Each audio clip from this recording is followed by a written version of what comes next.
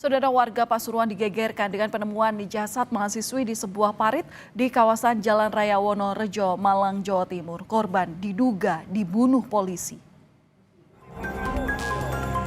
Penemuan jasad perempuan di sebuah parit pinggir Jalan Raya Malang, Jawa Timur menggegerkan warga Selasa pagi. Saksi pun langsung melapor ke Polsek Wonorejo. Kepolisian yang tiba di lokasi langsung melakukan olah TKP dan jasad korban dibawa ke RSUD Bangil. Saya yang nemuin, ya, saya kesini ngampirin. Terus saya kok ada helmnya, kata saya itu. Biar kita tidak bareng. Baru sampai lapor polisi gitu Pak ya? Ya. Diketahui korban merupakan warga Probolinggo yang masih berstatus mahasiswi. Polisi kini telah menangkap terduga pelaku yang ternyata adalah kakak ipar korban dan merupakan polisi.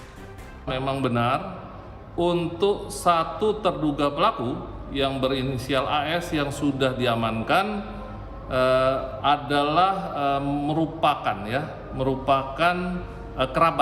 kerabat dari korban, berstatus sebagai anggota Polres Probolinggo Kabupaten. Keluarga menduga pelaku membunuh korban lantaran ingin menguasai harta keluarga korban. Pertama itu ingin menguasai harta.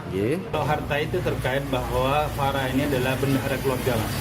Jadi Farah ini adalah bendahara keluarga yang selama ini sama Pak Le Haji ini dipasrai semua transaksi baik jual, beli itu masuk ke Farah, ke TF-nya ya balik. TF-nya aja. Polisi juga tengah memburu terduga pelaku lain dan mendalami motif pembunuhan. Tim Liputan, Kompas TV.